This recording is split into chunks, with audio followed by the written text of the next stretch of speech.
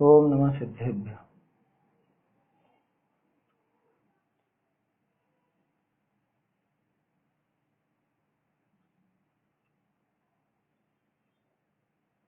श्री जिन शासन गुरु नमो नाना विधि सुखकार, आत्म हित उपदेश ते करें मंगलाचार, करें मंगलाचार।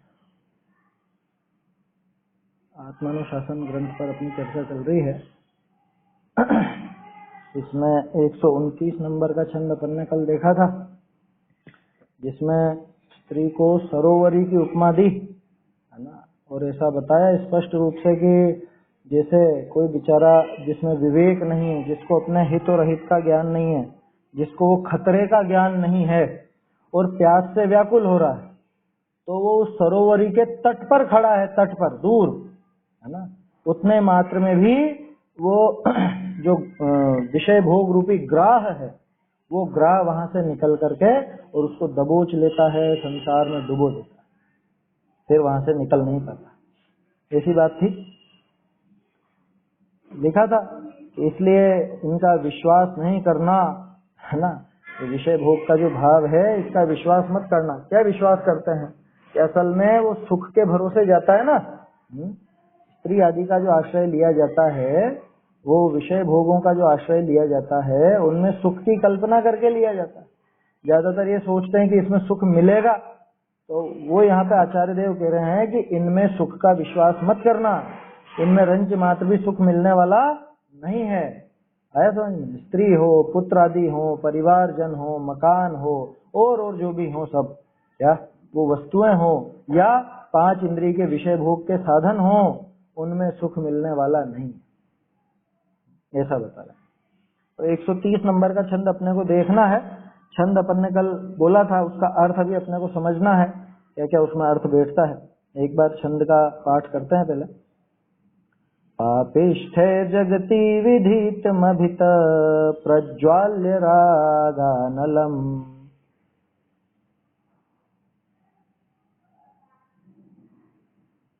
क्रुद्धेरिन्द्रियलुब्धकैर्भयपदे संत्रासिता सर्वतः,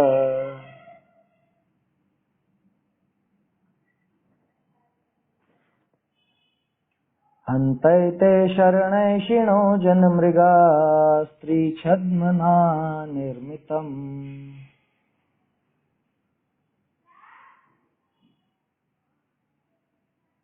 घातस्थानमुपाश्रयन्ति मदन व्याधाधिपस्याकुला,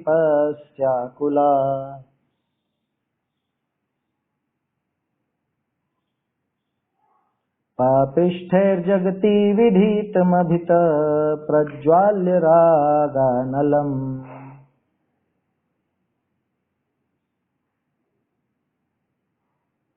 क्रुद्धैरिन्द्रियलुब्धकैर्भयपदे संत्रासिता सर्वतः,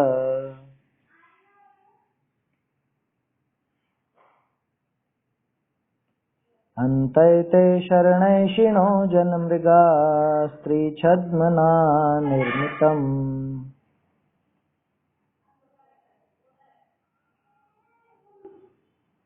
घातस्थानमुपाश्रयन्ति मदन व्याधाधिपस्याकुला,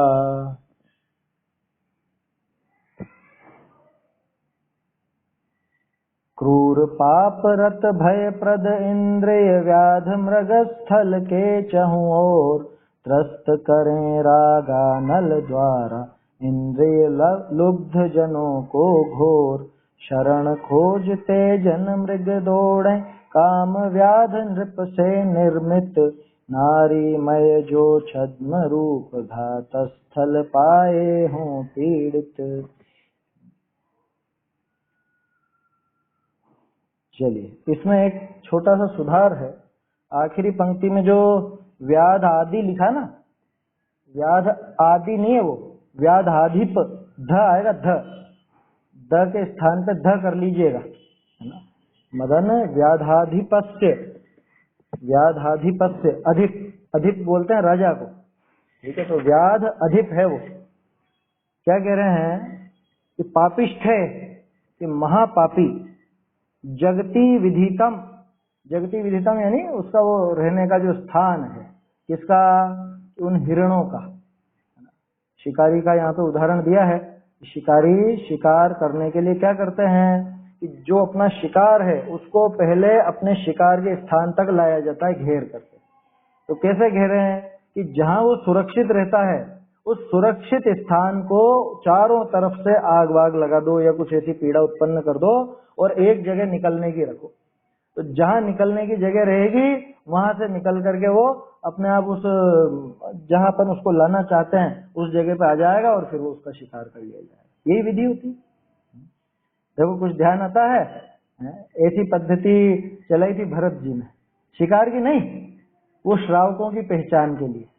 क्या वो तीन मतलब कुछ ऐसी जगह रखी जहां से निकलने का स्थान पर घास थी और एक जगह छोड़ी जहां पर घास नहीं थी। तो जो लोग घास को छोड़ करके सूखी जगह से निकले उनको श्रावक संज्ञा दी गई, है ना। ये विषय से विषयांतर है, थोड़ा सा अलग बात है, लेकिन ध्यान आ रहा है ना। मतलब वो जो घिरी हुई थी पूरी जगह, वो जो जगह छूटी हुई थी उस छूटी जगह में से निकल करके गए लोग, है ना। वो उस घास वाली जगह से नहीं निकले। दूसरा एक और उदाहरण ध्यान आता है, ये जो तीसरी पंक्ति है ना इसमें, स्त्री छद्मना निर्मितम, उससे संबंधित है। वो प्रवचन सार जी में उदाहरण दिया क्या, वहां पे भी वो मोह राग और द्वेष के लिए दिया गया उदाहरण। हाथी को पकड़ने के लिए क्या किया जाता है पता है? हाथी को पकड़ने के लिए 2-3 विधियां होती है। एक तो वो होती है कुट्टनी हथिनी। कुट्टनी हथिनी मतलब वो ट्रेंड रहती है, बिल्कुल ट्रेंड। क्या हाथी को स्पर्शन इंद्रिय का विषय बहुत उसमें आसक्ति होती है, तो उस हथिनी का स्पर्श पाने के लिए, हथिनी से समझ लो संबंध स्थापित करने के लिए वो दौड़ता उसके पीछे, और वो बिल्कुल ट्रेंड रहती है। और वो ऐसी जगह दौड़ती है जहां पे वो गड्ढे नहीं हो। हाथी को ये बात नहीं पता, पहले तो बहुत बड़े बड़े गड्ढे खोद करके रखे जाते हैं और उसके ऊपर वो घास फूस तिनके वगैरह बिछा करके रख दी जाती, ठीक है। अब हाथी तो सीधा सीधा उसके पीछे पीछे दौड़ता है और वो हथिनी दाएं बाएं ऐसे चलते चलते वो तो निकल जाती है, वो उन गड्ढों को पार कर जाती है। और ये हाथी उन गड्ढों में गिर करके, गड्ढा माने छोटा मोटा नहीं, पूरा हाथी समा जाए इतने बड़े गड्ढे, ऐसे किए जाते थे पहले के जमाने में, अभी भी करते हैं बहुत सी लोग बहुत सी जगह पे। अब तो खैर वो बेहोशी के इंजेक्शन वगैरह वो आगे हैं, तो वो डार्ट वगैरह फेंक करके जहर के इंजेक्शन दे करके उनको काबू में कर लेते हैं। अब पद्धतियां बदल गई, पहले ये पद्धति हुआ करती थी। तो एक तरीका तो वो कुट्टनी हथिनी का, उसको कुट्टनी बोलते, कुट्टनी माने वो ट्रेंड, पूरी तरह से ट्रेंड है वो हथिनी। वो जानती है इस जगह गड्ढा है, इस जगह पैर नहीं रखना, अपने को इस रास्ते पर जाना है। और वो हाथी नहीं जानता, हाथी सीधा सीधा दौड़ता है, वो तिरछी दाएं बाएं ऐसे दौड़ करके निकल जाती है और हाथी उस गड्ढे में गिर करके शिकारियों के चंगुल में फंस जाता है। एक तो ये पद्धति होती है। एक ऐसी पद्धति होती है, ये मतलब राग का उदाहरण था। एक पद्धति द्वेष की। द्वेष की कैसी कि हाथी दूसरे नर हाथी को देख करके गुस्से में आ जाता है। उसके ग्रुप से दूसरा हाथी हो ना, तो हाथी बहुत क्रोधित जानवर है, जब उसको गुस्सा आता है तो फिर कुछ नहीं देखता, वो सब तहस नहस कर देता है। इस तरह की चीजें तो देखी होंगी आप लोगों ने भी, खबरें सुनी होंगी। तो हाथी को गुस्सा दिलाया जाता है और उसका जो प्रतिद्वंदी हाथी है पहले उसको बस में कर लिया, उसको वहां पे कोने में खड़ा कर दिया जाता है एक तरफ, और बीच में वो गड्ढा होता है। तो ये हाथी गुस्से में दौड़ता हुआ उसकी तरफ जाता है और बीच में गड्ढे में गिर करके शिकारियों के चंगुल में जाता है। दूसरा, तीसरा उदाहरण मोह का। तो नकली हथिनी बनाई जाती है, नकली हथिनी, जिसको ये समझ नहीं पाता है। समझदार हाथी हो तो समझ जाए, लेकिन मोह से जिसकी बुद्धि ग्रस्त है। ये 3 उदाहरण दिया आचार्य देव ने, मोह राग और द्वेष के लिए। समझ में ही बात? ये 3 उदाहरण मोह राग और द्वेष के हैं। वो जो कुट्टनी हथिनी का उदाहरण था वो राग का था, और ये जो दूसरे हाथी का था ये द्वेष का था। और मोह मिथ्यात्व अज्ञान अंधकार जिसके छाया हुआ है, वो समझ ही नहीं पाता कि ये जो समझ लो जैसे बहुत बड़ा गड्ढा है और उसके दूसरी तरफ वो नकली हथिनी बनी हुई खड़ी है। तो ये मोहित जो हाथी है, बिल्कुल मोह से ग्रस्त है जिसकी बुद्धि, वो समझ नहीं पाता कि ये नकली हथिनी है, ये असली नहीं है। वो तो दौड़ा दौड़ा जाता है और गड्ढे में फंस जाता है। गड्ढे में तीनों ही गिरे, एक गिरा मोह के कारण, एक गिरा राग के कारण, एक गिरा द्वेष के कारण। तो बोलो वो हथिनी कैसी थी कि वो छद्म थी, नकली हथिनी थी, है ना। वो नकली हथिनी वो उसके घात का कारण बनी, ये प्रवचन सार जी में है। अब यहां देखो, स्त्री छद्मना निर्मितम, क्या स्त्री के छद्म से माने स्त्री के वेश में, है ना। स्त्री का छद्म माने ऐसा रूप धारण करके, स्त्री का रूप धारण करके मानो ये काम ने घात का स्थान ही बनाया है। जैसे वो हथिनी का वो नकली हथिनी का रूप जो दिया गया, वो नकली हथिनी के रूप में हाथी के घात का स्थान था, ठीक ऐसे ही स्त्री के रूप में ये कामदेव के घात का स्थान है, ऐसा इसका अर्थ है। पहले तो ऊपर की पंक्तियां देखते हैं अपन कि पापिष्ठे जगति विधितम अभितः रागानलम प्रज्वाल्य। लो क्या कहा, पापिष्ठे, पापियों के द्वारा। कैसे पापी, कौन किसको कह रहे हैं पापी यहाँ पे, है? देखो ये भी एक चरणानुयोक्ति कथन की पद्धति है। पापी तो ये खुद है जो विषय भोगों में लग रहा है, लेकिन यहाँ तो उन विषय भोगों को, उन इंद्रियों को ही पापी कहा जा रहा है कि ये बेचारा जीव, ये सीधा साधा जीव, ये इंद्रिय रूपी पापी और क्रोधी और जो इसको समझ लो शिकार करने वाले हैं, ऐसे इन शिकारियों के चक्कर में फंस गया। दोनों पद्धतियां चलती है। चरणानुयोग में इस तरह की पद्धति भी आती है कि इंद्रियां इतनी दुष्ट हैं। इंद्रिया क्या दुष्ट है, इंद्रिया तो जड़ है, उद्गल है। इंद्रियों ने थोड़ी ना कहा कि तू हमको ये कर, ऐसा पोषण दे और ऐसा कर वैसा। ये तो जीव का खुद का विकार है। फिर भी चरणानुयोग की शैली है। क्या कह रहे हैं, पापिष्ठे क्रुद्धे इंद्रिय लुब्ध के, है ना। पापिष्ठे के साथ नीचे दूसरी लाइन वाले शब्द लगाना कि पापी, क्रोधी और क्या लिखा, इंद्रिय लुब्ध के। क्या मतलब, इंद्रियों के लोभी द्वारा, ऐसा नहीं। लुब्धक बोलते हैं ठग को, आया समझ में, जो धूर्त होता है ना उसको लुब्धक बोला जाता है। ठग हो या लुटेरा हो, लुटेरा, लुटेरा सही शब्द है, लुब्धक शब्द से ही लुटेरा बना। तो क्रुद्ध इंद्रिय रूपी लुटेरों द्वारा। कैसे इंद्रिय रूपी लुटेरे, कि पापिष्ठ है, कि पापी, क्रोधी, ऐसे इंद्रिय रूपी लुटेरों के द्वारा जगति विधितम। जगति विधितम माने अपने रहने के स्थान के अभितः, जगति विधितम, अभितः लिखा ना ये, उसके अभितः, अभितः माने सब तरफ, दोनों तरफ। जैसा अभितः का अर्थ दोनों तरफ होता है, लेकिन यह दोनों ओर का अर्थ ऐसा लगा ना कि उसके घेर लिया कुल मिला के, उसको निकलने का रास्ता जरा सा छोड़ा है अभी, तो सब तरफ से उसको घेर करके रागानलम प्रज्वाल्य जला दिया गया। क्या जलाया गया, राग रूपी अग्नि, है ना। जैसे वो शिकारी शिकार को अपने एरिया में लाने के लिए उसके जो उसका रहने का स्थान है, उस स्थान के चारों तरफ आग लगा देता है, थोड़ी जगह छोड़ देता है अपने यहाँ आने के लिए, उसी तरह से इन क्रोधी और इन पापी इंद्रिय रूपी लुटेरों के द्वारा इस जीव के, इस जीव रूपी मृग के, लिखा ना जन मृगा, तीसरी लाइन में है जन मृगा, कि सामान्य जो जन है, इन बेचारे जीव रूपी मृगों के रहने के स्थान के सब तरफ से राग रूपी आग लगा दी। अब क्या करे, ये उस राग से आकुल व्याकुल होकर के, दुखी होकर के सुख की आश में दौड़ता है ना। जैसे वो जंगली जानवर उस आग की गर्मी से परेशान होकर के ठंडी जगह पर जाने की सोचते हैं, है ना, जहां आग उनको नहीं जला सके, जहां वो गर्मी से धुएं से बाधित ना हो सके, ऐसी जगह जाने की सोचते हैं। ठीक ऐसे जब इसके राग उठा, राग की आग लगाई गई इन इंद्रियों के द्वारा, तो क्या हुआ कि उस आग को बुझाने के लिए अथवा उस आग से शांति पाने के लिए ये भी दौड़ा, और दौड़ करके कहां पहुंचा, ये उस स्त्री के पास पहुंच गया है। वो जो इच्छा हुई, राग भाव हुआ है, उस राग का उपाय इसने क्या समझा, उस स्त्री को समझा। तो पहले तो ये ऊपर की पंक्ति में एक शब्द और है, क्रुद्धे इंद्रिय लुब्ध के भय पदे है। एक और चीज थी भय पदे। भय पद मतलब कि जिसके माध्यम से बहुत भय होता, भय उत्पन्न करने वाला, उसको बोलते हैं भय पद। आया समझ में, भय का स्थान, कि वास्तव में इंद्रियां भयभीत करने वाली हैं अपने को। क्यों, क्योंकि इंद्रियों के माध्यम से जो विषय भोगों में लगते हैं तो बाद में वो भय उठाना ही पड़ता है। अगले भवों में जो दुख होता है उस दुख का भय है या नहीं, समझ में आ रही है बात। तो ऐसे क्रुद्ध पापी इन इंद्रिय रूपी लुटेरों के द्वारा जो हमारे रहने के स्थान के चारों तरफ राग रूपी अग्नि जला दी गई, ठीक है। और ये भय पद थे, ये भी, ये भय पैदा करने वाले थे। और सर्वतः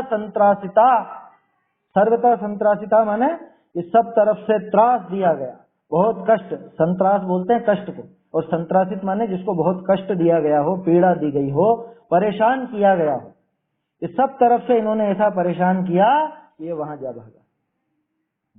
हंत, आचार्य देव कह रहे हैं हंत, हंत माने बहुत खेद की बात है। हंत एते शरणेशिनो जनमृगा, ये शरणेशिनो मतलब शरणार्थी, शरणेशिन बोलो चाहे शरणार्थी बोलो एक ही बात है। इस शरण की इच्छा रखने वाला जीव है ना, ये उन दुखों से बचने के लिए, उन दुखों से समझ लो परेशान होकर के कुछ सुख की शरण के लिए शरण की इच्छा रखने वाले कौन? जनमृगा, जीव रूपी हिरण कहाँ पहुंच गए? उपाश्रयंती, चौथी पंक्ति में है ना, उपाश्रयंती, किसको उपाश्रयंती? घात स्थानम उपाश्रयंती, घात स्थान, कि जहां खुद का वध होगा, जहां खुद का घात कर दिया जाएगा, ऐसे उस घात स्थान को पहुंच जाता है। बोलो कैसा घात स्थान? स्त्री छद्मना निर्मितम, स्त्री के वेश में बनाए हुए घात स्थान तक पहुंच जाता है। आकुलता हो रही है, बहुत राग खड़ा हो रहा है, ऐसा हो रहा है, तो राग का समझ लो निवारण करने के लिए इसको क्या लगा, अरे ये जो अपने को आकुल व्याकुलता है, ये जो हम राग से परेशान हो रहे हैं, ये कषायों से परेशान हो रहे हैं, इसको ये विचार नहीं आता कषायों से, ये तो अंदर जो उसके समझ लो भावनाएं उठती हैं, अब वो उससे परेशान होकर के क्या ढूंढता है, क्या सोचता है कि ये कर लूं, वो कर लूं, ऐसा कर लूं, वैसा कर लूं, कुछ काम नहीं बनता, सब तरफ से परेशान हो गया। तो इसको क्या लगता है, जैसे कल बात की थी ना, कि उस सुख के लिए वो विवाह आदि करते हैं लेकिन सुखी होते नहीं। ऐसे ही ये सब तरफ से संत्रस्त होकर के, सब तरफ से पीड़ित होकर के, परेशान होकर के स्त्री रूपी घात स्थान को प्राप्त हो जाता है। ये सोचता है स्त्री के साथ से, स्त्री के संसर्ग से मुझको सुख होगा, उसके साथ जीवन बिताने में सुख रहेगा, ऐसा सोचता है, उस घात स्थान को प्राप्त हो जाता है। किसने बनाया वो स्त्री रूपी घात स्थान? किसने बनाया? ये मदन व्याधाधिपत्य, मदन शब्द, मदन जो नाम है ना, वो उसका अर्थ होता है कामदेव, कामदेव का पर्यायवाची है मदन। तो कल अपन ने बात कर ली थी कौन से कामदेव की बात है ये जो अपने 24 कामदेव होते हैं वो तो असली पुरुष है, वो तो जैसे शांतिनाथ जी, कुंथुनाथ जी, अरनाथ जी, प्रद्युम्न कुमार, सनत कुमार जी, ऐसे बहुत से हैं, तो उनकी बात नहीं है ये। यहाँ कामदेव जो लौकिक में एक चलता है लोगों के दिमाग में कि कामदेव ने ऐसा निर्मित किया या ऐसा किया वैसा किया, वो कामदेव और उसकी पत्नी रति ऐसी प्रसिद्धि है जगत में, अन्य मत में तो ऐसा देव देवी मान रखा है। तो उस मदन रूपी व्याध के अधिप के द्वारा, अधिप माने राजा, कि व्याध का राजा है, व्याध माने शिकारी, कि उन शिकारियों का बॉस कौन है, वो शिकारियों का राजा कौन? कि वो मदन, वो जो कामदेव है, वो जो मदन है, वो उन शिकारियों का राजा, पांचों इंद्रिय शिकारी है, उन शिकारियों का, उन पांचों इंद्रियों का राजा कौन? कि वो कामदेव। उस कामदेव के द्वारा ये स्त्री के रूप में इन जीवों के जो पहले से पीड़ित हैं, उन पीड़ित जीवों के लिए घात स्थान का निर्माण किया गया है। समझ में आई बात? और ये आकुला जो लिखा है वो तो जन्म मृग के लिए ही है, माने आकुल व्याकुल होकर के वो जो जीव हैं, आकुल व्याकुल होकर के ऐसे भोगों की तरफ दौड़ते हैं। फिर से स्त्री तो उदाहरण मात्र से ही है ना, स्त्री पुरुष सभी बात लग जाएगी। दूसरी बात, अकेले एक विषय की बात नहीं है, पांचों इंद्रिय के विषय भोग इसमें शामिल है। समझ में आई बात? उदाहरण एक का दिया है, उदाहरण वो स्त्री संबंधी बात ही ली है, लेकिन सिद्धांत के तौर पर हमको पांचों इंद्रिय पर ये घटित करना चाहिए। समझ में आई बात? ऐसा है। चलिए अर्थ पढ़ते हैं इसका। पापी क्रोधी जे इंद्रिय रूप अहेड़ी, अहेड़ी माने शिकारी, अभी भी बहुत सी जगह पर अहेरी कहा जाता है, वो एक है ना छंद ऐसा, आवे अंतक अहेरी जहां, इस तरह का कुछ छंद है। तो पापी क्रोधी जे इंद्रिय रूप अहेड़ी तिनी शिकार का स्थानक के चौगिरद, शिकार जो है उसका जो रहने का स्थान, उसके चौगिरद चारों तरफ राग रूपी अग्नि को जलाए करी, सर्व तरफ ते भय स्थाननी करी, भयवान भय, सब तरफ से जो पीड़ित हो गए, सब तरफ से जो भयवान हो गए, भयभीत हो गए। ए मनुष्य रूपी हिरण, क्या? मनुष्य रूपी हिरण, उपमा दे रहे हिरण की। तो मनुष्य रूपी हिरण ते आकुलतावंत भय शरण को चाहता सता, शरण को चाहते थे, बेचारे परेशान हो गए थे काफी दिनों से, है ना, आकुल व्याकुल हो रहे थे उस राग रूपी अग्नि के द्वारा। राग रूप अंगारों द्वारा महाक्लेश पाता जग सारा, है ना, ऐसा आता है ना भजन में, शांति सुधा बरसाए जिनवाणी, राग रूप अंगारों द्वारा महाक्लेश पाता जग सारा, सजल मेघ बरसाए जिनवाणी। ऐसे सुंदर सुंदर भजन है, वो भी जिनवाणी स्तुति है। वो नियम सार जी की 8वीं गाथा की टीका में है वो सारी लाइन है, वर्धमान भैया अभिषेक, है ना, ये नियम सार जी की 8वीं गाथा में है वो टीका, उसके आधार पर वो पूरा भजन बना हुआ है। सारे जो उपमा दी गई है वो वहीं से ली गई, खैर वो अलग बात है। तो शरण को चाहता सता हाय हाय, हंत शब्द आया था ना, हंत मन, अरे बहुत दुख हुआ आचार्य देव को देख कर, खेद हुआ। काम रूपी अहेडिनी के स्वामी का जो स्त्री रूपी कपट करी निपजाया मारने का स्थानक ताकों प्राप्त हुआ। वो मदन, वो कामदेव के द्वारा स्त्री रूपी समझ लो घात स्थान है। ये सभी मनुष्यों के, सभी जीवों के, मनुष्य क्या सारे जीवों के लिए ये घात स्थान के समान है। कहने का अर्थ ये है, वो जो विषयासक्ति है, वो 5 इंद्रिय के विषय भोगों में जो आसक्ति है, वो वास्तव में जीव के घात का स्थान है। लौकिक में तो वो फांसी देने की जगह और वो गला काटने की जगह उसको वध स्थान, घात स्थान बोलते हैं। वास्तव में तो ये विषय भोग ही जीव के घात स्थान है। आया समझ में? क्यों? क्योंकि ये भाव मरण है। यो भाव कर्म या भाव मरण सदियों से करता है, बोलते हैं ना। क्या लिखा? इंद्रिय के भोग मधुर विष सम, लिखा ना, पूजन करते तो हो ना, इंद्रिय के भोग मधुर विष सम और लावण्यमयी कंचन काया, यह सब कुछ जड़ की क्रीड़ा है, अब तक जान नहीं पाए। वो तो फिर आगे की बात दूसरी है, लेकिन खास चीज वही थी। इंद्रिय के भोग कैसे हैं? 5 इंद्रिय के विषय भोग मधुर विषम, ये मीठे जहर हैं, चखने में मीठे मीठे लगते हैं, लेकिन जैसे ही पेट में पहुंचेंगे ये असर दिखाना शुरू करेंगे, ये फिर दुखी होगा जीव, बात ऐसी गड़बड़ हो जाएगी। समझ में आई बात? ऐसा है। चलिए भावार्थ देखते हैं। जैसे कोई प्रधान अहेड़ी के किंकर, क्या देखो उदाहरण को यहाँ पे खोला टोडरमल जी ने, छंद में इतना विस्तार नहीं था ना, यहाँ पे और स्पष्ट हो गया। जैसे कोई प्रधान अहेरी के किंकर, प्रधान अहेरी माने उन अहेरियों का राजा, शिकारियों का बॉस, उसके किंकर यानी उसके नौकर, वो सिर्फ निर्देश देता है ऐसा करो वैसा करो। क्या उस शिकारियों के बॉस ने, उस अहेरियों के मतलब मालिक ने ऐसा उसको, उनको सबको आदेश दिया कि तुम एक काम करो, जाओ और वो जो अपना शिकार है उसके रहने की जगह के चारों तरफ तुम इस तरह से आग लगा दो, वहां पे हल्ला मचाओ, है? इस तरह की पद्धति होती है, ढोल नगाड़े वगैरह बजा के उनको परेशान किया जाता है। अहेरी के किंकर शिकार करावने के अर्थी जहां हिरण होई तहां चौगिरद अग्नि लगावे, चारों तरफ आग लगा दे और एक शिकार करने का स्थान बनावे, है ना, आ रहा है समझ में? एक शिकार करने की जगह बना दी और उनके रहने की जगह पे तो चारों तरफ आग लगा दी। तहां हिरण है ते अग्नि के भय ते भाजी तिस स्थानक को प्राप्त हुई, कि यहाँ हम बचेंगे। अब वो जो हिरण है वो वहां से डर करके और भाग करके वो पहुंच जाता है उस जगह। कौन सी जगह पे? कि सो वहां प्रधान अहेड़ी तिष्ठे, जहां पे मुख्य शिकारी बैठा हुआ है, मचान बांधकर और उस पर बंदूक ताने बैठा हुआ है, उस जगह पर वो पहुंच जाता है। ऐसा ही होता था पहले भी। राजा लोग जो शिकार के लिए जाते हैं तो राजा के जो कारिंदे होते थे, जो नौकर होते थे, वो उस शिकार को सब तरफ से घेरते और सब तरफ से घेर करके जहां राजा बैठा हुआ है मचान पर, अपना धनुष बाण या वो लेकर के, बंदूक वगैरह लेकर के वहां तक लेकर के आते थे। वो घात स्थान होता था। देखे होंगे ना इस तरह के, वो पुराने जंगलों में कुछ मचान बनी हुई है, कोई ऐसे स्थान बने हुए हैं, बहुत सी जगह ऐसी होती थी। तो यही काम आती थी। मुख्य जो शिकारी है वो राजा है जो उनका, वो तो वहां बैठता था और उसके जो नौकर है वो उसको घेर करके शिकार को वहां ले आते। क्या कह रहे हैं? सो वहां प्रधान अहेड़ी तिष्ठे, सो उनको शस्त्रादिकते मारे। ये तो हो गया उदाहरण, समझ में आ गया होगा सबको आसानी से।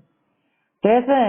प्रधान विकार रूप काम, ये टोडरमल जी ने खोल दिया पूरा।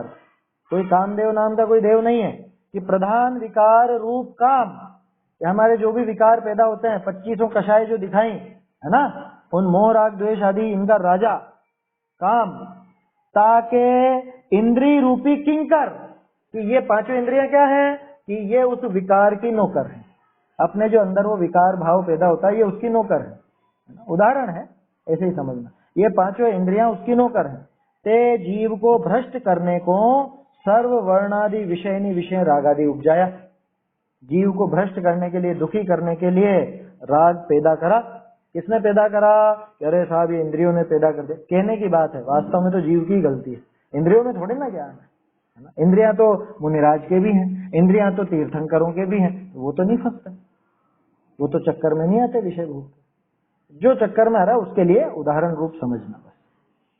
तैसे प्रधान विकार रूप काम, ताके इंद्रिय रूपी किंकर, उसके इंद्रिय रूपी किंकर ते जीव को भ्रष्ट करने को सर्व वर्णादिक विषयनी विषय राग आदि उपजाया, है ना।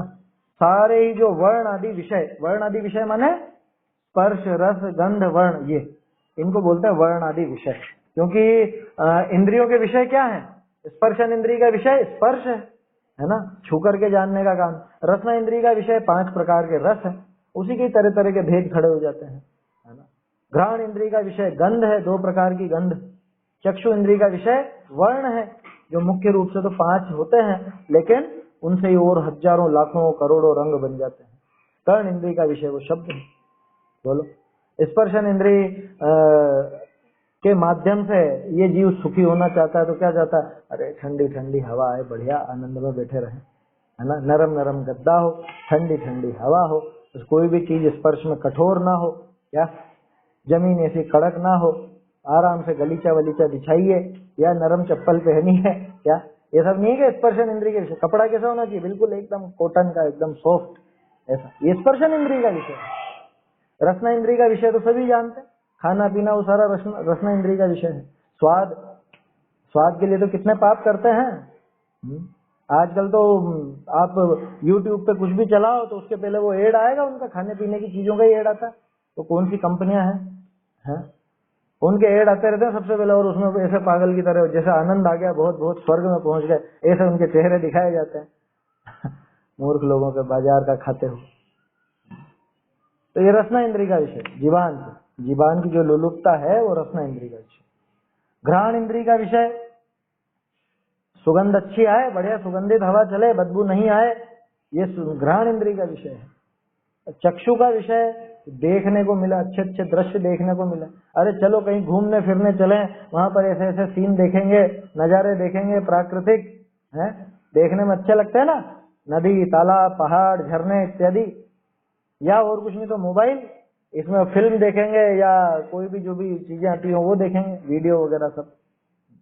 गाने सुनो, वो कर्ण इंद्रिय का विषय। संगीत, मीठी मीठी आवाज होनी चाहिए, अच्छी लगनी चाहिए, मधुर संगीत होना चाहिए।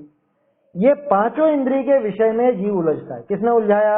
यहाँ तो उदाहरण के तौर पे कह रहे हैं कि ये मुख्य शिकारी था वो काम, उस काम के नौकर थी ये 5 इंद्रियां और वो मन। आया समझ में? यहाँ एक और चीज है, उस मन को अपन काम कह सकते हैं, है ना, क्योंकि वास्तव में मन ही प्रेरित करता है जीव को, इधर उधर भटकाता है बहुत ज्यादा। वो जो मन के द्वारा जो ज्ञान चल रहा है, वो राग द्वेष पैदा हो रहे हैं, वही तो अटका रहे हैं इसमें। तो इसने क्या करा, इन्होंने ये जो समझ लो ये विकार रूप काम था, इसके जो नौकर थी ये इंद्रियां, इन इंद्रियों के द्वारा वर्णादि विषय राग आदि उपजाया, इनमें राग आदि पैदा किया। 5 इंद्रिय के विषयों में राग पैदा किया। बोलो, खाने में कैसा अच्छा लगता है? कह रहे नमक मिर्ची मसाला सब होना चाहिए, ऐसा फीका फीका क्या खाना है? उबला हुआ कौन खावे है? ये डॉक्टर कह रहे कि नमक नहीं खाना, अरे नमक बिना भाता तो नहीं, एक काम करो गोली ले लेंगे लेकिन नमक तो जरूर खाएंगे। डॉक्टर ने कहा शक्कर नहीं खानी, कि अरे शक्कर बिना मीठे बिना क्या खाना है, गोली ले लो भले, और कोई उपाय भी कर लो, दवाइयां ले लेंगे लेकिन खाएंगे जरूर। बोलो, स्वाद की लोलुपता है ना, ये विषयों में राग, भयंकर राग पड़ा हुआ है। और एक स्त्री रूपी पदार्थ लोक विषय पाइए है। देखो ये भी एक विषय है, स्त्रियों के लिए पुरुष, पुरुष के लिए स्त्री, दोनों तरह की बात ले लेना। जैसे 5 इंद्रिय के अन्य विषय भोग हैं, उसी तरह से स्त्री और पुरुष भी एक दूसरे के लिए वो विषय भोग के साधन बनते हैं। ठीक है, तहाँ ये जीव हैं, ते राग भाव जनित आकुलता ते पीड़ित हुई इस स्त्री को प्राप्त हुई। बोलो, विवाह कौन करता है? कि जिसको अकेला नहीं रहा जाता। नहीं रहा जाता का क्या मतलब? कि वो जो राग उठता है विषय भोग का, उस विषय भोग की आकुलता सहन नहीं होती तो विवाह करते हैं। यही है ना कारण। ये देखा भी था अपन ने, कल भी बात की थी। तो वो जो जीव है वो राग भाव जनित आकुलता से पीड़ित हुआ, है ना, उस आकुलता से पीड़ित हुआ, उस स्त्री को प्राप्त होता है या पुरुष को प्राप्त होती है। यहाँ हम निराकुल होंगे। क्या सोचता है कि अब शांति मिलेगी, अब सुख मिलेगा। विवाह करके क्या सोचता है? अब सुखी हो जाऊंगा। तो यहाँ प्रधान काम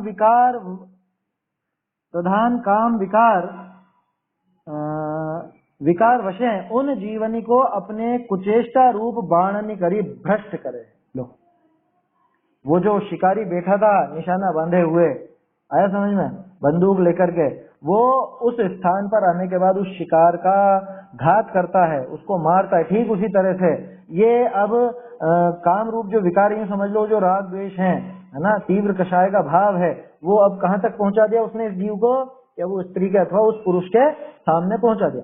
तो उन जीवों को अपनी कुचेष्टा रूप बाणों के द्वारा वो भ्रष्ट करता है। कौन? वो कामदेव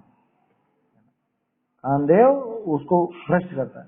उपमा रूप में कहा है, ऐसा कोई वो देव नहीं है कामदेव, है ना। यहाँ पे तो अपना जो खुद का आसक्ति का भाव है, विकार का भाव है, उसी के बारे में बात है। तहा परम आकुलता को पावे है, वहां पे भी वो आकुल व्याकुल ही होता है। बोलो, कौन संतुष्ट हो गया आज तक? है कौन से 5 इंद्रिय के कौन से विषय भोगों से संतुष्टि मिल गई? मिली क्या? अब तक अगणित जड़ द्रव्यों से प्रभु भूख न मेरी शांत हुई, तृष्णा की खाई खूब भरी, पर रिक्त रही वह रिक्त रही। बोलो, नहीं हुआ? 5 इंद्रिय के विषय भोग खूब इकट्ठे किए, खूब जीवन भर, है ना, 5 इंद्रिय के विषय भोगों में ही लगे रहे, है ना, ये भी ले लेना, ये विषय भी ले लेना, ये सब लगे रहे, लेकिन कौन कौन संतुष्ट हो गया, कौन सुखी हो गया? ये बताओ, आज तक किसको सुख प्राप्त किया? तीर्थंकर भी उस राजपाट को, है ना, उस सब पत्नियों को, बच्चों को, महल को, सारे विषय भोगों को, उनको छोड़ करके ही मुक्त हुए ना। कोई भी उनके साथ तो नहीं मुक्त हुआ ना। ऐसा कोई भगवान तो नहीं है ना अपना, जिनकी पत्नी भी साथ में हो, जिनके बाल बच्चे भी साथ में हो। अपने नहीं चलता इस तरह का, है? अपने वो दरबार नहीं लगता है जैसे अन्य मत में लगता है, वहां पत्नी भी साथ नहीं होती है, वो भी भगवान के जैसे ही वो भी स्थान पाती। अपने नहीं इस तरह का। अपने यहाँ तो सारे ही भगवान एक जैसे, सारे के सारे एक जैसे। राम जी की मूर्ति कैसी बनेगी? जैसे महावीर स्वामी की बनी वैसी बनेगी। अपने यहाँ तो यही विधि है, क्योंकि सबका एक ही लक्षण है ना, वीतरागता, सर्वज्ञता, हितोपदेशीपना। और वो जिन्होंने भी प्राप्त की है, वो ये स्त्री आदि संबंधी और 5 इंद्रिय संबंधी जो भी ये राग भाव है, उन सबको छोड़ करके ठीक की। कोई भी उससे निराकुल नहीं हो पाया। कहाँ परम आकुलता को पावे है, वो स्त्री आदि का भी जो संसर्ग किया, उससे भी आकुल व्याकुल ही हुआ। ताते स्त्रीनी को भला स्थान जाने, तहाँ विश्वास करना योग्य नहीं है। स्त्री का तो नाम है, बाकी पुरुष पर भी लगाना, और इनके अलावा 5 इंद्रिय के विषय भोगों पे भी लगाना। ये 5 इंद्रिय के जो भी विषय भोग है, चाहे वो खाना पीना हो, ओढ़ना पहनना हो, या अपना वो समझ लो सजना संवरना हो, घूमना फिरना, जो भी, उन सबका सुख के रूप में विश्वास करना बिल्कुल भी योग्य नहीं है। ठीक है, ऐसा है। अभी और 2-4 छंद और है ना, स्त्री संबंधी और बात है। स्त्री माने वो विषय भोग से संबंधित, ऐसा लेना। आगे, ऐसे बाह्य उपद्रव के कारण विषय प्रवृत्ति को निषेध रूप करी। अब अंतरंग उपद्रव के कारण विषय इस प्रवृत्ति को निषेधता सता सूत्र कहे। लो, आचार्य देव सब तरफ से पक्का करना चाहते हैं, हर तरफ से खरा। सिर्फ बाहरी उपद्रव के कारणों में प्रवृत्ति का निषेध किया अभी तक। तो क्या कि तू स्त्री से दूर रहे, ये कहा है ना, स्त्रियों का संपर्क मत कर, स्त्रियों के लिए पुरुष का, ऐसा कहा। आगे, ऐसे बाह्य उपद्रव के कारण विषय प्रवृत्ति को निषेध रूप करी। अब अंतरंग उपद्रव के कारण विषय, भाई बाहर में भले स्त्री हो चाहे नहीं हो, लेकिन वास्तव में विकार तो यहाँ पैदा हुआ ना अंदर में। गलती किसकी हो? तो खुद की है। बोलो, वो जो वारिशेण मुनिराज का किस्सा था, वारिशेण जी के साथ पुष्पडाल मुनिराज, उनका तो मन ही नहीं लग रहा था, भावलिंगी थे भी नहीं, वो तो साथ साथ हो लिए थे। तो बोलो स्त्री तो साथ में नहीं थी ना, दोनों के ही नहीं थी, लेकिन स्त्री संबंधी राग तो पड़ा हुआ था पुष्पडाल के मन में। तो यहाँ कह रहे हैं कि वो राग समाप्त करना, बाहर से तो स्त्री का संपर्क नहीं करना, सो नहीं करना, वो बात अलग, लेकिन उनके प्रति का राग छोड़ना। अंतरंग उपद्रव का कारण लिखा ना, अंतरंग उपद्रव का कारण कौन? भाई बाहरी उपद्रव तो चलो बाहर में जो संयोग बने उनसे हुआ, लेकिन अंदर में उपद्रव कौन करेगा? अंदर में परेशानी किससे होगी? कि अंदर में परेशानी तो मेरे स्वयं के उस विकार भाव से होगी, मेरे स्वयं के जो वो विपरीत परिणमन है, वो जो राग द्वेष आदि भाव है, उनसे होगी। ऐसे बाह्य उपद्रव के कारण ने विषय प्रवृत्ति को निषेध रूप करी, उनका निषेध करके अब अंतरंग उपद्रव के कारणों में उस प्रवृत्ति को निषेधता सता सूत्र कहे। अभी अगला छंद देखते हैं, है ना। चलिए बोलते हैं, अपत्रप तपोग्निना भय जुगुप्सयोरास्पदम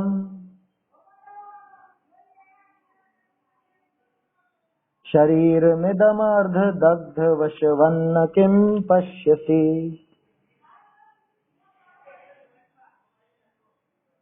वृथा व्रजसि किं रतिं ननु न भीषयस्यातुरो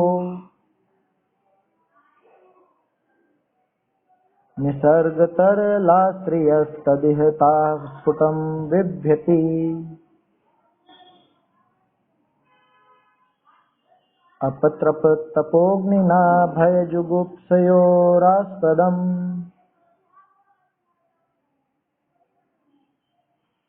शरीरमिदमर्ध दग्ध शववन्न किं पश्यसि वृथा व्रजसि किं रतिं ननु न भीषयस्यातुरौ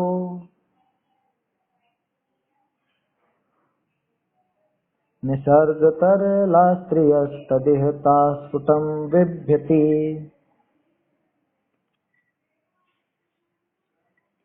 तपरूपी अग्नि द्वारा जो हुआ घृणास्पद अरुभय प्रद अर्धदग्ध शव सम तन तेरा क्यों न देखता रे निर्लज्ज तुझे देख कर भय से व्याकुल होकर सदा भागती दूर है स्वभाव से कायर नारी फिर क्यों राग करे भरपूर। देखो अब ये छंद थोड़ा सा अलग आया है अभी बाकी छंदों में। यहाँ पे अब स्त्री का दोष नहीं दिखा रहे, यहाँ पे अब उस व्यक्ति को टोक रहे हैं, बुरी तरह से फटकार रहे हैं, किसको? कि जो स्त्रियों के प्रति आसक्त है। और खास तौर पर आचार्य देव का ये जो संदेश है, ये खास तौर पर तो साथी मुनियों के लिए ही है। आया समझ में? साथी मुनि या समझ लो जो धर्म मार्ग में आगे बढ़ रहा है, उसके लिए ये संदेश है, ये उपदेश है, आदेश है, या कि तू ये क्या करता है, तू ये स्त्रियों की तरफ क्यों आकर्षित होता है, हैं? कैसी स्थिति वो दिखा रहे हैं यहाँ पे। देखिए आपको खुद को महसूस होगा कि वास्तव में ये जो छंद है ना 131वां, इसको देख करके भी ऐसा लगता है कि आचार्य देव ने अपने किसी साथी को समझाने के लिए ये प्रकरण लिखा था। उनका कोई साथी, जैसे वारिशेन आचार्य के साथी पुष्पडाल थे, अब उनको वो स्त्री की आसक्ति नहीं छूटी थी, उनके पत्नी का राग नहीं छूटा था, तो उनको समझाने के लिए भी कुछ इस तरह का ही उपदेश दिया होगा। तो ऐसे ही ये उपदेश भी अपने किसी साथी को समझाने के लिए दिया हो, ऐसा लगता है इस छंद के माध्यम से। देखते हैं छंद क्या कह रहे हैं। अपत्रप, अपत्रप मतलब अप बोलते हैं जो निकल गई हो जिसकी, और त्रप, त्रप माने लज्जा, कि जिसने अपनी शर्म हया सब छोड़ दी है, कि जिसकी कोई भी, जिसको जरा भी लज्जा नहीं बाकी रही, ऐसा जो हो गया उसको बोलते हैं अपत्रप। क्या? अपत्रप। तपोग्निना, अच्छा एक चीज और है यहाँ पे, एक छोटा सा सुधार है। भय जुप्सयो लिखा हुआ ना, भय जुप्सयो, जुप्सयो नहीं है, जुगुप्सयो है। ये जू के बाद गु भी लगा, गु भी लिख लीजिएगा यहाँ पे, ग में उ की मात्रा। भय जुगुप्सयो, भय जुगुप्सयो, भय और जुगुप्सा, ऐसा। भय जुगुप्सयोर आस्पदम, ये भयास्पद और जुगुप्सास्पद। क्या मतलब? कि जिसको देखते ही भय पैदा हो, जिसको देखते ही जुगुप्सा पैदा हो। क्या? ऐसा शरीरम इदम, कि ये जो तेरा शरीर है ये तो ऐसा हो रहा है। क्या? ऐसा टोक रहे हैं आचार्य देव, तू क्या स्त्रियों को आकर्षित करने में पड़ा हुआ है, या क्या तू स्त्रियों के प्रति आकर्षित हो रहा है? तेरा शरीर तो देख ले, तेरा शरीर तो ऐसा हो रहा है कि जिसको देखते भय खड़ा हो जाए। क्यों? मुनिराज के शरीर को देख के भय खड़ा हो जाए। अरे यहाँ लिखा ना, तपोग्निना दग्धम, तपोग्निना अर्ध दग्धम, ऐसा लिखा कि तप रूपी अग्नि के द्वारा जिसने अपने शरीर को सुखा डाला है। होता है ना, मुनिराज के ऐसे ऐसे चित्र भी आते हैं, ऐसा वर्णन भी आता है कि मुनिराज की बिल्कुल हड्डियां ही हड्डियां नजर आ रही थी, बहुत लंबे उपवास किए उन्होंने, बहुत दिनों तक उपवास किए, तरह तरह के तप तपे हैं, गर्मी में पर्वत के ऊपर, सर्दी में नदी के किनारे। जुगुप्सा माने घृणा, देखते घिन्न से आए ना वो, ऐसा। देखो मुनिराज के स्नान व्रत होता है ना, मुनिराज के मल वगैरह तो सहज लग ही जाता है, मतलब पसीना वगैरह ये सब जम गया, ऐसा भी हो जाता है। गर्मियों में तो अपने ही कई बार देखते हैं अपन, कपड़े कैसे हो जाते हैं पसीने से, खार फूटने लगती हैं। तो मुनिराज के भी वो पसीना आदि जम करके मेल जम गया, ऐसा हो गया वैसा हो गया। ये सब विशेषण है, इसमें निंदा नहीं है, मुनिराज के विशेषण है कि अग्नि, देखो गर्मी में इतना भयंकर तप तपा, और मुनिराज कितने महान कि शरीर के प्रति जरा भी उनको कोई ममत्व तो नहीं है कि मैं इसको साफ करूं, धो लूं, थोड़ा स्नान कर लूं, या ये ऐसी बत्तियां तो निकाल दूं मेल की पसीने की, ऐसा जरा भी उनको विचार नहीं होता, तो मेल चढ़ जाता। अब बहुत से जो ज्यादा ही थोड़े फैशनेबल हों, या समझ लो ज्यादा सजने संवरने में और ऐसा विचार जिनके चलता हो, ऐसी महिलाओं तो ऐसे को देख करके क्या करेंगी, उनको तो जिज्ञासा, अरे देखो देखो मेल है मेल है मेल है, ऐसा सोचेंगे। होता है ना, आ जाता है किसी को भी। अरे उस जमाने की छोड़ो, हाँ, नहीं नहीं नहीं नहीं नहीं नहीं होता रहेगा, नहीं होता रहेगा, वो तो एक तरह से उपसर्ग हो जाएगा उनका, उनके स्नान व्रत है, वो स्नान व्रत पे दोष आ जाएगा उसमें, है ना। मूलाचार आदि में सब है वर्णन पूरा, अच्छे से अपने को अभ्यास करना चाहिए। मूलाचार भी 2000 वर्ष पुराना, वट्टकेर स्वामी का, है ना। आचार्य के नाम ही नहीं मालूम अभी तो अपने को वट्टकेर मुनिराज में अपने आचार्य कुंद कुंदाचार्य के उसी समय के हैं, 2000 वर्ष पुराने, उनका है मूलाचार प्राकृत भाषाओं में। देखो क्या कहा, हाँ मैं क्या कह रहा था, अभी अभी करते हैं इस तरह के लोग। तो आपको पता है गोवा और महाराष्ट्र के दक्षिण का एरिया, वहां पे इस तरह के लेटर हेड वगैरह निकले थे पहले, क्या कि यहाँ पे जैन मुनियों का आना प्रतिबंधित करो। क्यों करो प्रतिबंधित? कि इनको देख देख करके वो महिलाओं को शर्म आती है, और ऐसा होता है वैसा होता है, इनको रोक लगाओ, इन पर रोक लगाई जाए, ऐसा करके वहां के नेताओं ने निकाला था। आप लोगों को ध्यान है कि नहीं? 4-5 साल पुरानी बात बता रहा हूँ, वहां के बहुत से संगठनों ने निकाला। वो तो अपने जो समझ लो कुछ ऐसे समझदार लोग हैं जो थोड़ी सी दखल रखते हैं कोर्ट वगैरह में, और उन्होंने वो फरमान खारिज कराया। अभी भी बहुत सी जगह पे ऐसा निषिद्ध है, यहाँ पे जैन मुनि इस तरह की बातें लिखी हुई है। क्यों? यार उनको देख करके हमारी महिलाओं को शर्म आती है, और ऐसा होता है वैसा होता है, कि नग्न घूमते हैं और इतने गंदे रहते हैं, ऐसे रहते हैं, इसी तरह की बातें वो लिखते हैं।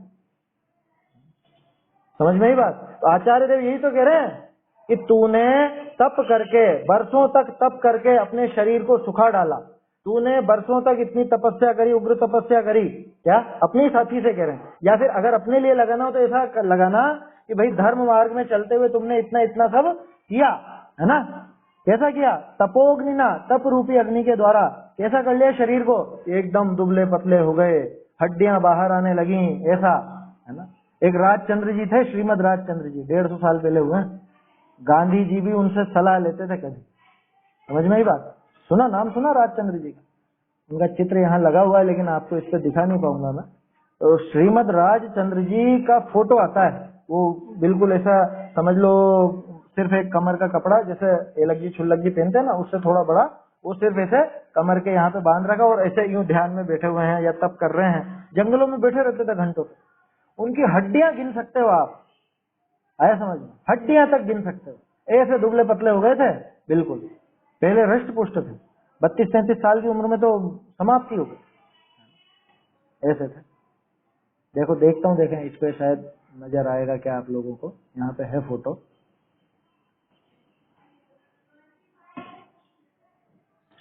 ये देखिए, ये चित्र यहाँ से दिख रहा होगा, ये श्रीमद राजचंद्र जी का चित्र है। ये क्या क्लियर नहीं दिख रहा होगा रोशनी की वजह से, है ना, लेकिन ये राजचंद्र जी का चित्र है, और ये ऐसे जंगलों में बैठते थे, काफी अच्छे थे, समझदार व्यक्ति थे, है ना, और तत्वाभ्यासी थे।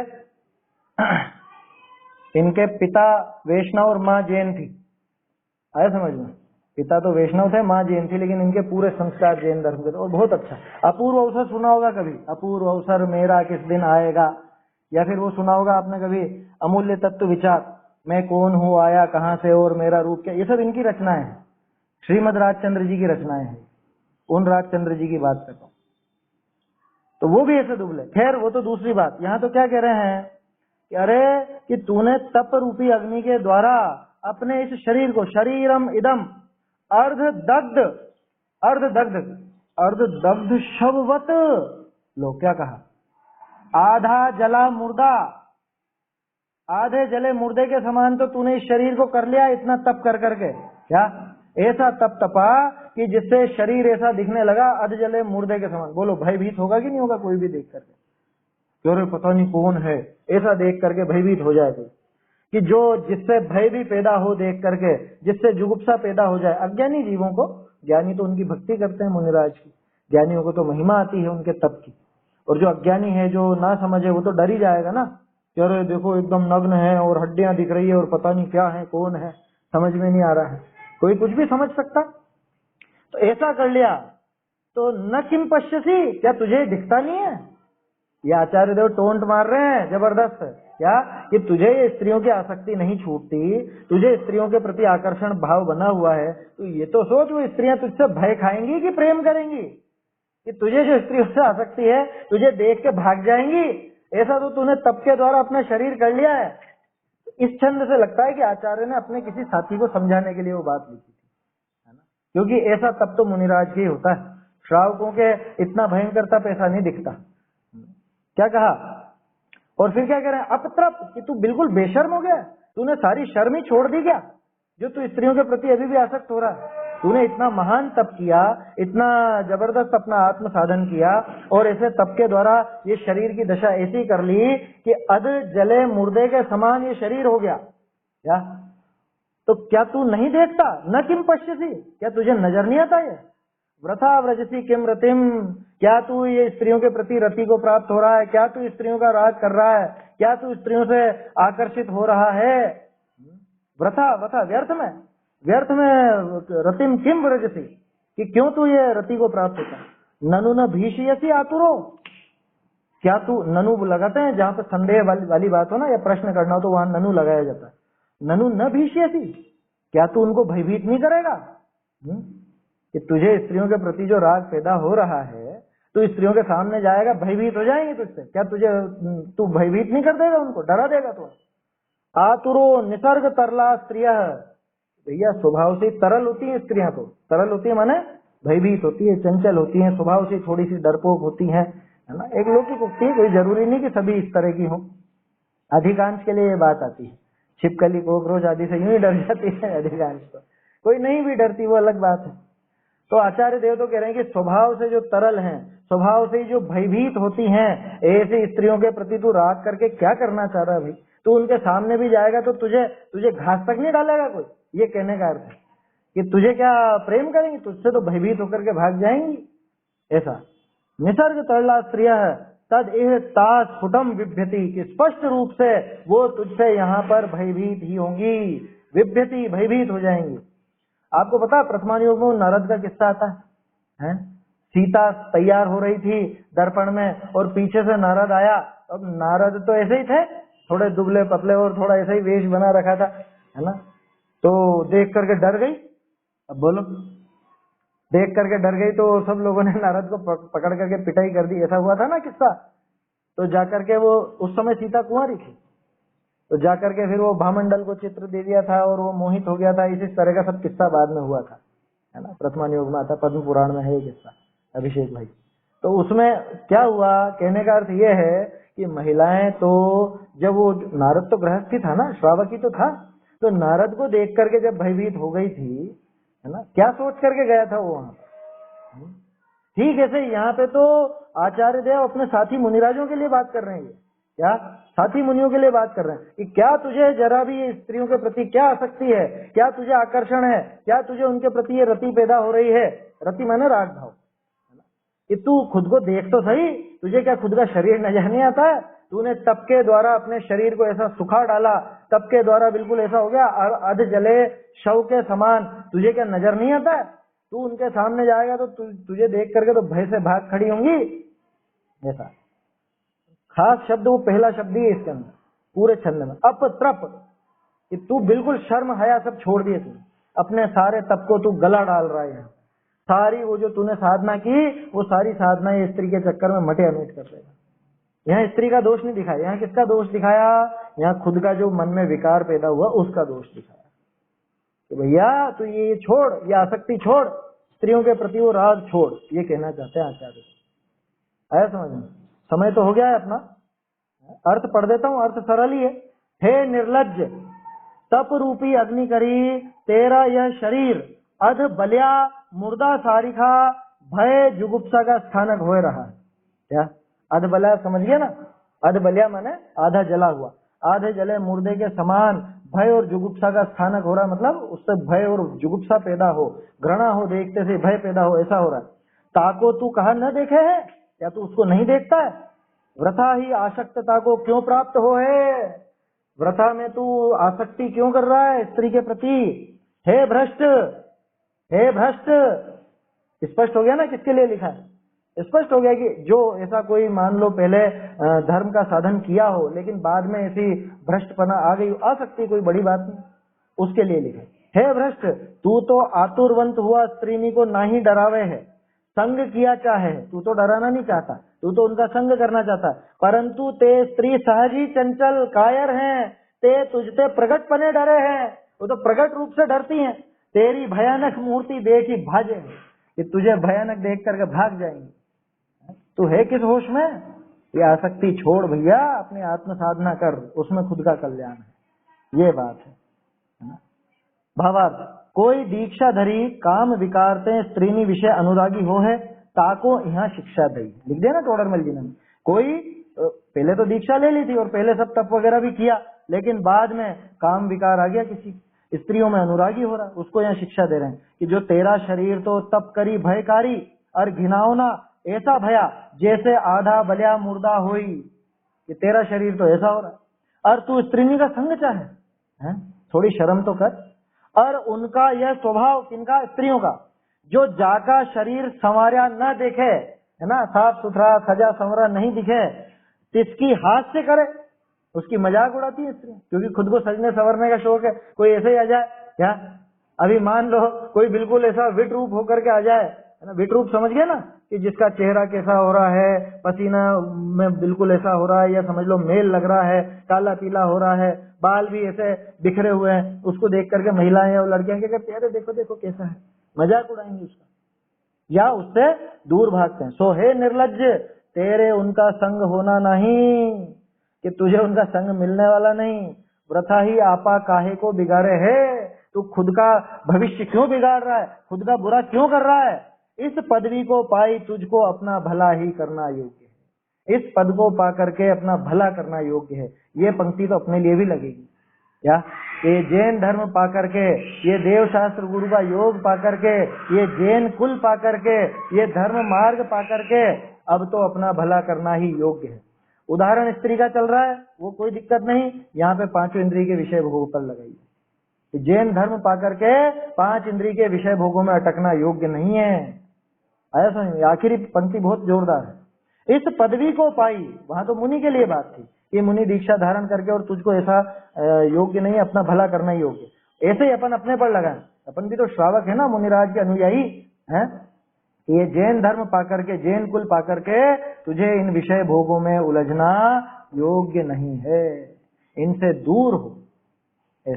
ऐसा ही छंद अपन ने देखा है ना, समय ज्यादा हो गया है, अब आगे के 2-3 छंद और हैं, फिर ये स्त्री का विमर्श पूरा हो जाएगा।